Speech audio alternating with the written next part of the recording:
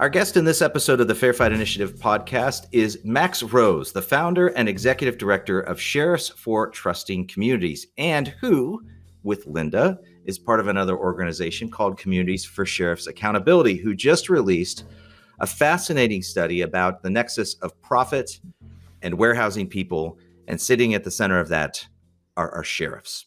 Well, good morning, Max Rose. Thank you so much for sharing your time and your experience with our podcast listeners.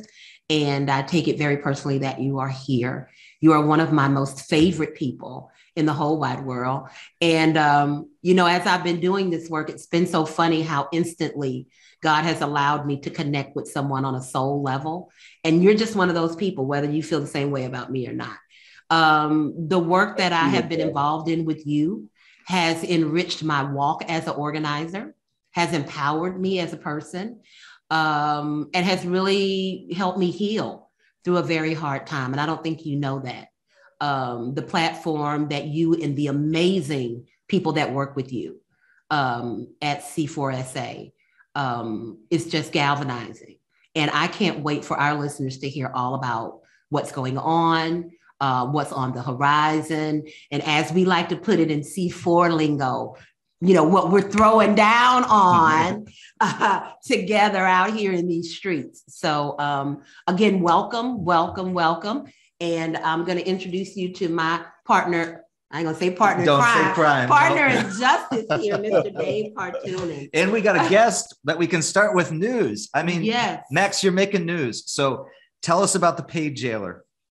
Yeah, I will. I will also just say to Miss Linda, since it's just the two of us here, that it is mutual. And in addition to everything you just named, I consider you one of my personal heroes, and your vision and your courage and your bravery is a central reason why I do this work. And I feel incredibly lucky to do it alongside you and so many other folks day to day. So couldn't let that go without acknowledging and naming. And thank you, Max. How much I love you, Miss Linda.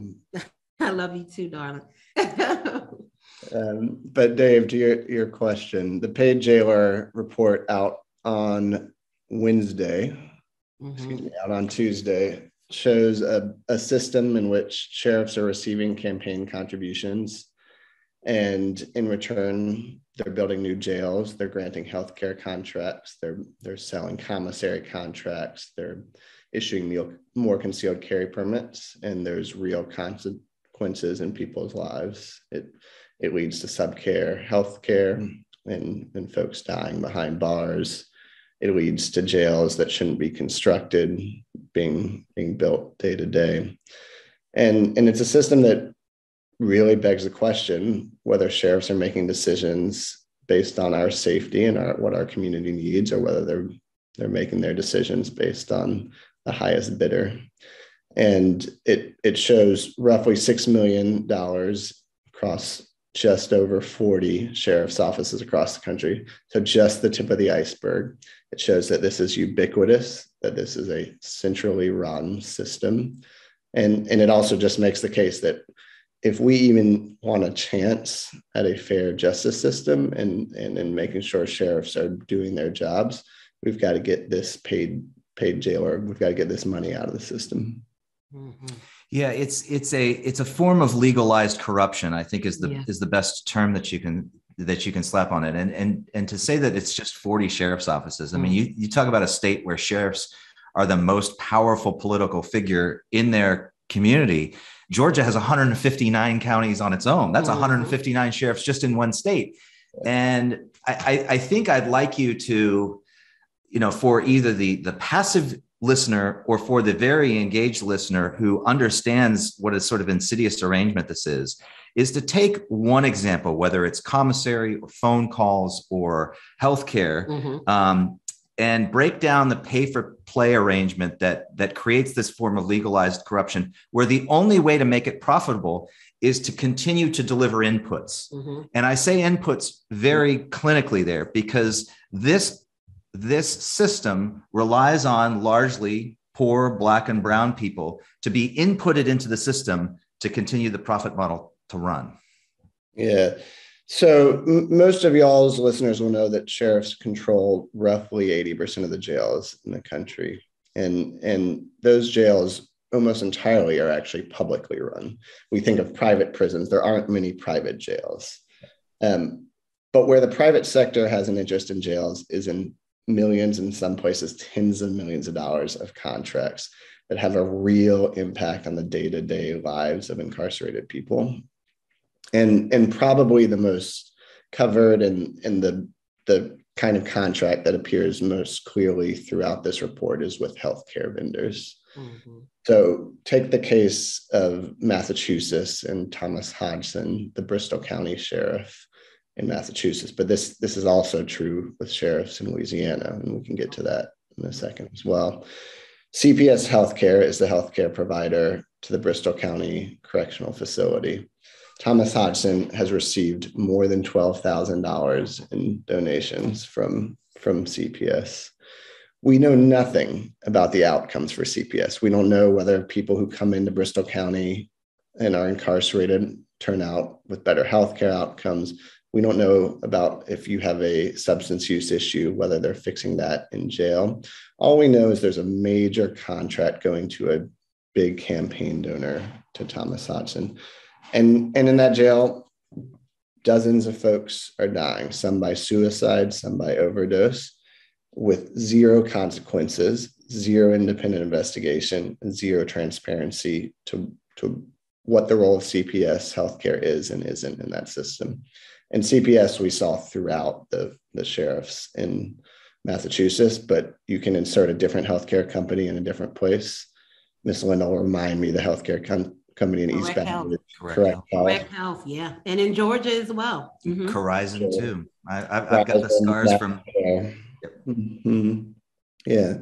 Correct Health in the East Baton Rouge Sheriff's Office has put substantial resources into that sheriff's office. And we know quite well the results in East Baton Rouge. Mm-hmm.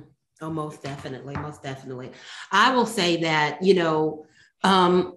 when I became affiliated and, with the organization of Sheriffs for Trusting Communities and subsequently the Communities for Sheriffs Accountability, just the meticulousness of what we knew, the comprehensive way that it had to be approached. But the money was always the backdrop, right? We knew that coming in.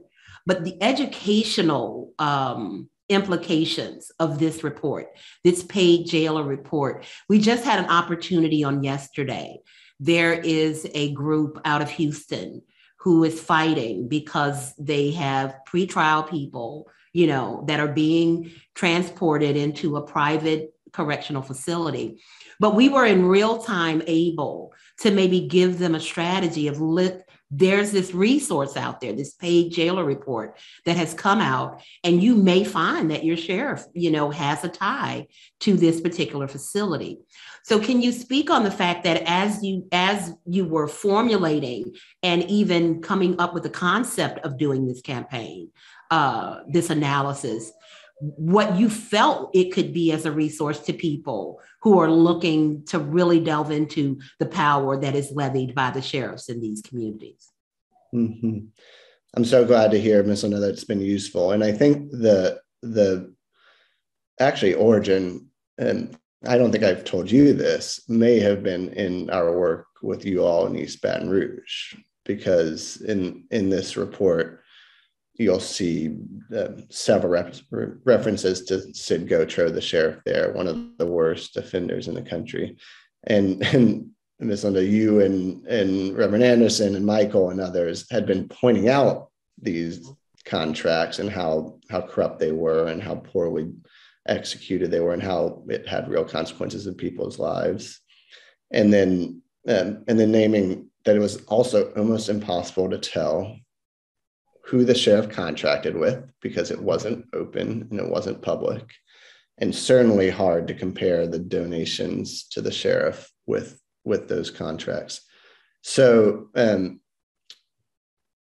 think the origin of this was working with organizers like y'all and seeing that this was ubiquitous, that if we wanted a system based on safety money in sheriff elections from private interests cut across every community, and that we needed to call that out. We needed to take that money out of the system, and we needed to do that in part so that advocates can make a case that's based on justice.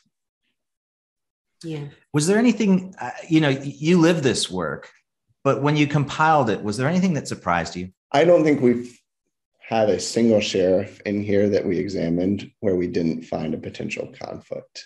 And that might have been the biggest surprise. And that shouldn't be a surprise. The institution of sheriff is pretty rotten. I like to quote James Baldwin saying, "The Republic hired the sheriff to keep the Republic white, to keep the sheriff free of sin." And the sheriff fundamentally has done that job for as long as it's been in existence through convict leasing and through racial terror lynchings and through their role in deportations today. And what that means is that the system has developed in a way that is pretty consistent across the country. They play very different roles in different parts of the country. But what is consistent is that the sheriff is really central to over-policing, over-incarcerating communities of color, and that they are motivated by, in part, these private sector companies. So I think the ubiquity is one thing that surprised me. I think the second thing that really surprised me was the range of companies we find in here. Some of it is big national corporations like the healthcare corporations that we just named. Some of it is the gun range down the street that has a real interest in a sheriff issuing more concealed carry permits so people can carry more weapons, so they'll be able to practice more at the gun range. Some of it is energy companies who want sheriffs to protect their land from First Amendment protesters. It is big companies, it is small companies, and it is in almost every single industry that has a financial interest in sheriff's office. Yeah. Having been impacted in my reporting career by these practices, I was not the sort of casual reader of this, and even recognized the names in Bristol County, which is one county away from where I live, and Johnny Wiltshire in the county I used to report on. But I think the part that kind of sank home for me was that it was everywhere. It wasn't just in Southern communities. It's in New England communities. It's in California. And you talked about how the model has been set up the same everywhere. However, what I don't think people grasp is that this, because of the way we select our sheriffs, as opposed to the way that we select and certify our police chiefs and our police officers, that you can really distill this down to almost political, I don't want to say armies, but political security forces, where their interest is not only serving their donors, but exacerbating issues that call for the need for more security. Right. And I think we see that in the proliferation of sheriffs in the anti-vaccine, anti-mask movement, in our anti-small d democratic movements across the country. And I would say this report and our work doesn't look to policing as a model, or police chiefs and police departments. And it's important to acknowledge that sheriffs present this really unique set of issues that has a lot in common with police chiefs. But what we're going towards can't be the kind of policing that was the subject of amazing mobilization around the world after the murder of George Floyd. It's got to be a more fair, more safe justice system for all of us. So. Yeah, I know one of the exciting things for me, and in the work that I do specifically in Baton Rouge, was that, you mentioned, George Floyd and the Black Lives Matter movement and all of this social justice that has pushed forward. And a lot of it was so focused on the police department, right? It was always about the interactions between police officers and citizenry. And what my community will tell you that we've always known the power of sheriffs, right? But it's almost, and I think when me and you had a conversation, I likened him to the Wizard of Oz, right? He's the one behind the curtain that so many people don't know about. And it was so refreshing. And so I got so excited to hear that there was this organization that was focusing dead in on, communicating to the public just how powerful sheriffs are. So I'm going to shift a little bit from the paid jailer, which is a baby of what has been born from from your organizations. And I really want you to educate our listeners on just what Sheriffs for Trusting Communities and the C4SA really is all about, and how important it is to focus these issues when we're talking about criminal justice reform. Mm-hmm. Yeah, and I want to just echo something that you just said, Miss Linda. Folks often say no one knows who the sheriff is, no one knows what the sheriff is. And that's just not true. If you've had a loved one who's been in jail, if you've had a loved one who's been deported, and if you live in a rural area, it's not true. There's a poll that came out of North Carolina that showed that 56% of rural North Carolinians can name their sheriff, more than can name their U.S. senator and congressperson, more than can name, this is a North Carolina fact that will, and anybody who loves college basketball will understand why this is powerful. More people in rural North Carolina can name their sheriff than can name Mike Krzyzewski and Roy Williams, the coach at Duke and the former coach at UNC Chapel Hill. So the sheriff is an incredibly ubiquitous figure in a lot of people's lives in this country. And so I was not the first to pay attention to the sheriff. There have been generations of organizers, yes. Mostly Black and Latino folks and Indigenous folks who stood up to convict leasing, who went down to Mississippi to fight sheriffs who were trying to prevent voting, who in Florida, Harry T. Moore, one of the first martyrs of the civil rights movement, lost his life going against Willis McCall in a really powerful campaign that's chronicled in a book by Gilbert King that I'd really recommend to folks. So I always try to preface talking about my work or our work together, Miss Linda, by saying, I didn't discover sheriffs. Right. There is a long generation of folks who have been fighting sheriffs. I have the pleasure of working in partnership with a lot of those folks. And I do that through an organization called Sheriffs for Trusting Communities, which supports organizers across the country. And we do three primary things. We help folks understand what sheriffs do and build a different vision for the sheriff. We do a little bit of direct election work. And then we work with partners to hold sheriffs accountable and make sure policies go through that really protect communities. And as a part of that work, I've had the amazing pleasure of helping to build with you, Miss Linda, and with other organizers around the country, this coalition called Communities for Sheriff Accountability. So I can do the overview of Communities for Sheriff Accountability, but Miss Linda is on the steering committee, as are 4 or 5 amazing other organizers across the country.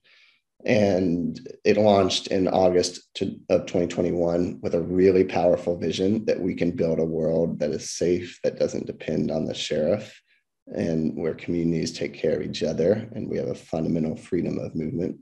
It launched with 7 powerful policy demands, which you'll be able to find at sherifaccountability.org. And all of its work is focused towards that vision, towards those demands, and towards building a movement of communities who have been affected by the sheriff's office, who are going to make this happen over the next few decades, because this is a long fight.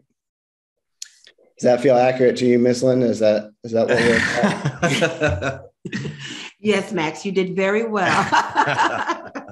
I'd like to hear more from you, Max, about the accountability part, because when we were talking with David Utter, who's one of the founders of Fair Fight Initiative and does the legal side of the work, he was talking about the 11th Circuit decision where sheriffs are immune in plaintiffs' cases when someone dies in custody.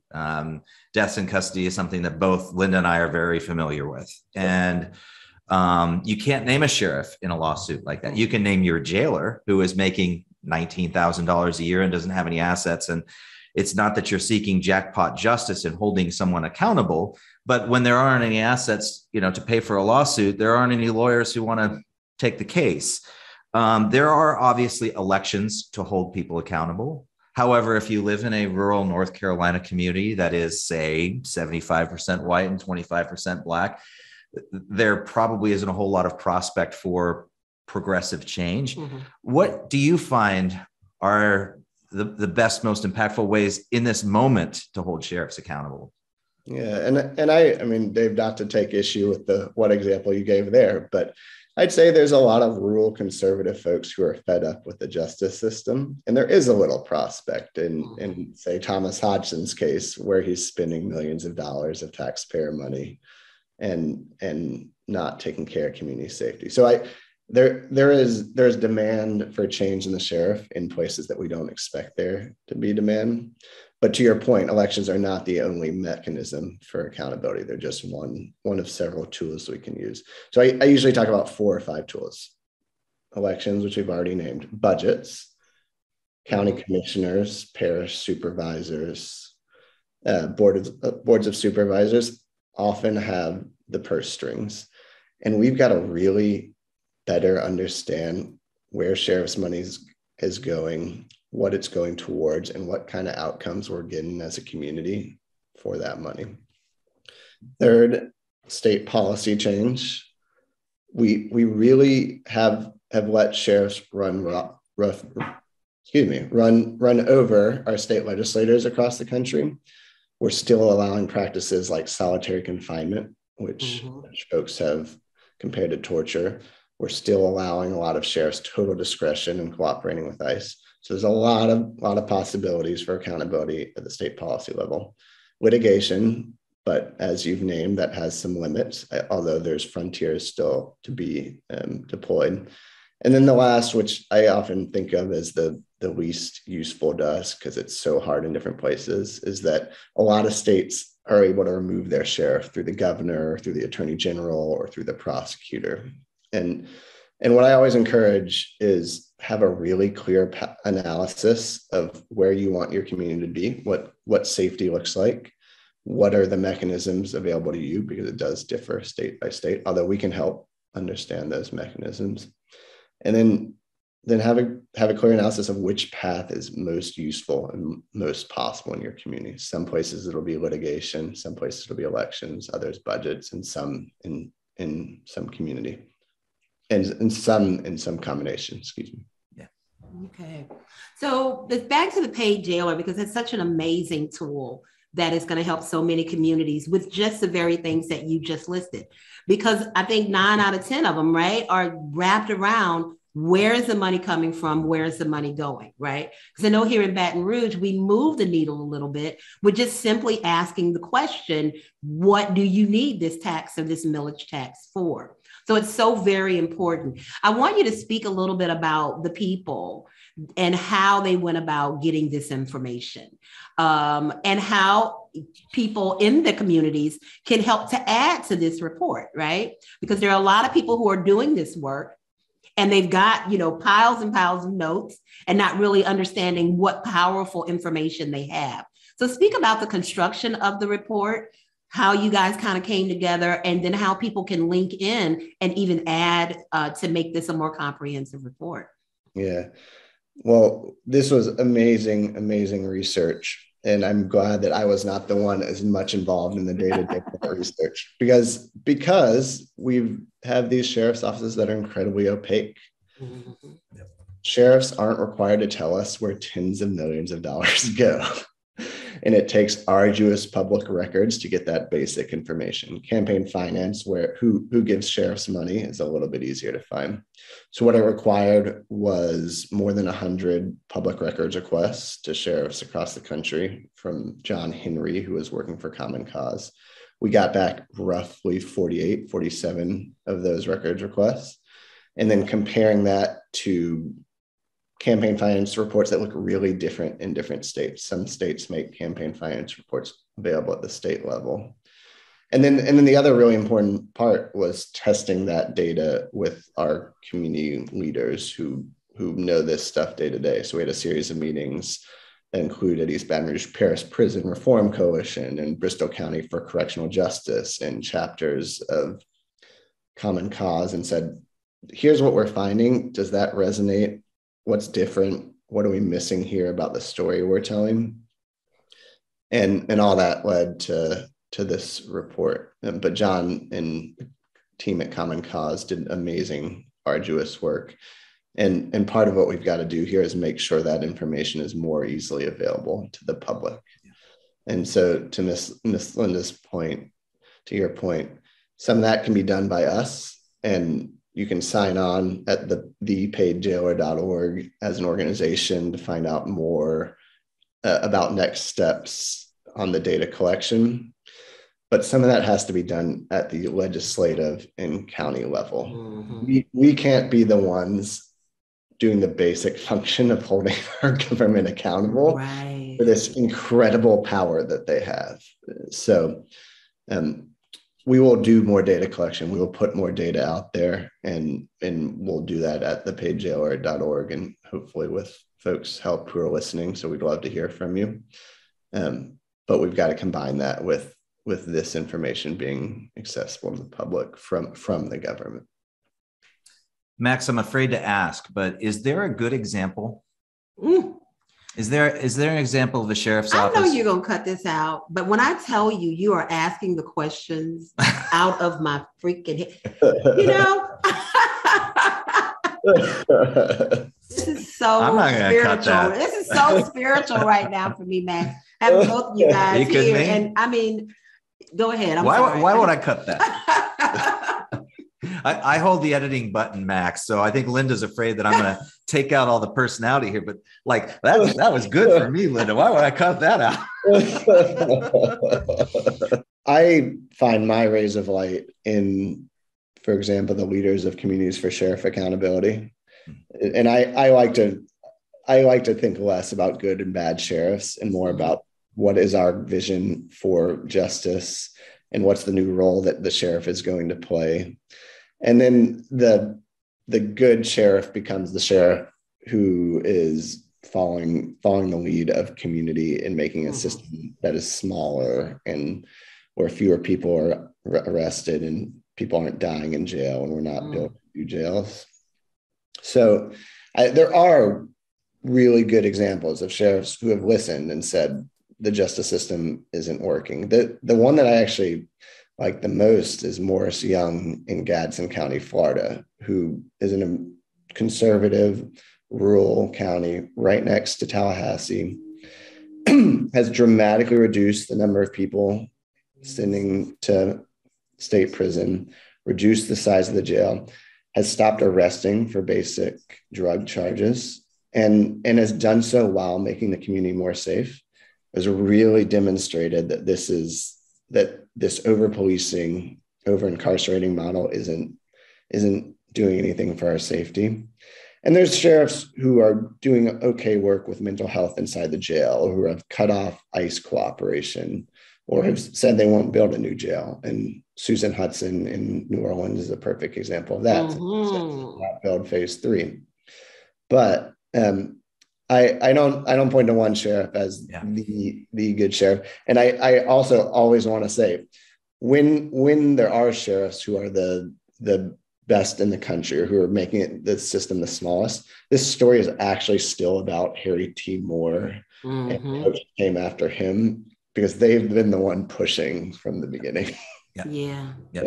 What brought you to this? So I come from Durham, North Carolina, which is where I'm sitting now.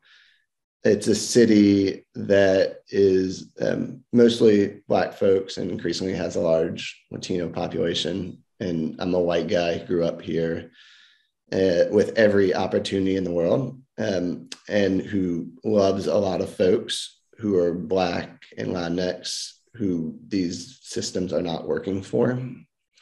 So all my work has been at this intersection of folks who I love from home, and making the world more fair and just, and doing so alongside them. And that's meant fighting racial injustice in the economic system. And more recently, this particular work came because there's a sheriff in rural North Carolina, just about 20 minutes from here, 30 minutes from here, named Terry Johnson, who he was tried alongside Joe Arpaio in that Department of Justice case, is how some folks might know his name. But his deputy testified in that case that he would tell them to go get those taco eaters. He stopped Latino drivers at a rate 4 times higher than white folks. I say stopped, but he is still the sheriff of Alamance County. And folks in Alamance County who don't have papers often won't go outside of the city lines for fear of going in his territory. Wow. So this started actually just with me and some friends there saying, how do we get rid of this one particularly awful sheriff? And like the rest of this work, there had been more than a decade of deep, brave organizing in Alamance County. And in the case of Alamance County, it's still going on because he's still the sheriff there. But listen, I was so sorry to hear about folks driving you off the road there, because in Alamance County, during that Department of Justice case, way before I was involved, he would park his deputies outside of the houses of people organizing. And this process of systematically scaring, intimidating folks who dare to ask the question is pretty ubiquitous. Yeah. I tell you, one of the things that I appreciate so much is the affiliation of our Latinx family, right? Our Latino family in this fight.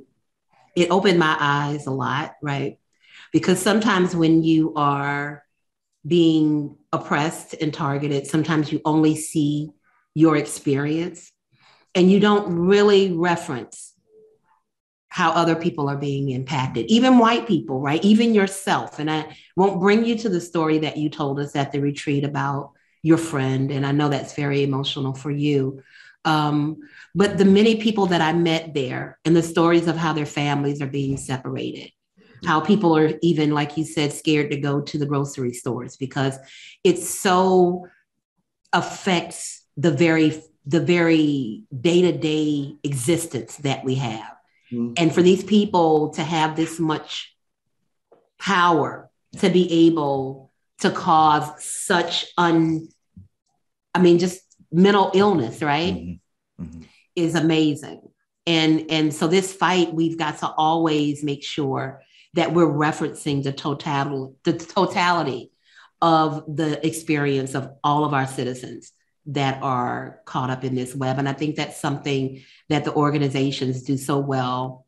You know, the diversity that I find in your organizations, the affiliations, and just the outreach to even include more, because once you get in, start pulling the thread of that sweater, right? I mean, you unravel so much that you already didn't know was there, you know? I mean, we even got Dave here ready to go pick it outside in Massachusetts, right? Yeah. We'll connect on Bristol County when we're done. But I think Linda's summation there is a nice way to close this conversation and give you the last word at the same time, Max. And that is around what she just said, that the totality of this. If you live in the United States, you're touched probably by a sheriff. And in our conversation, you have provided myriad ways where anyone can engage, whether it's just going and requesting their own budget, or going to their commission meeting, or telling their legislator if they have an interpersonal reaction of doing their job at the state level. Whatever that sort of vector of engagement is, if you live in the United States, you're touched by a sheriff, there's something you can do, and want to give you that opportunity to invite people to engage. Well, I think the first and foremost place that people can and should plug in is in their local communities. And I think you can go to sheriffAccountability.org and see some of the demands of Communities for Sheriff Accountability and what you could be asking of your sheriff. Schedule a meeting with your sheriff. Understand who's organizing and asking questions of your sheriff already, and go to their meetings, join their project. If you're with an organization, join Communities for Sheriff Accountability, and do so by going to the website and Sheriff Accountability and using the contact link there. The biggest ask I have for folks is talk to folks who you know who might not understand the role of the sheriff. Help educate your neighbor about what they can and can't do, and about their historical role and their actual role, and then help them understand what safety looks like that doesn't depend on this office. And I think if we have tens of thousands, hundreds of thousands, then millions of those small conversations in our communities, and really clear demands for our sheriffs and county commissioners and for our state legislators, then we're going to build an incredibly powerful movement, or we're going to increase the power of an already powerful movement and win this. Well, I'll tell you, you've done lion's share, and I know you've got more to do. And part of that is gracing us. We've got more to do. Yeah. You ain't getting rid of me. I can tell you that right now. But thank you for this small thing that we can do to add.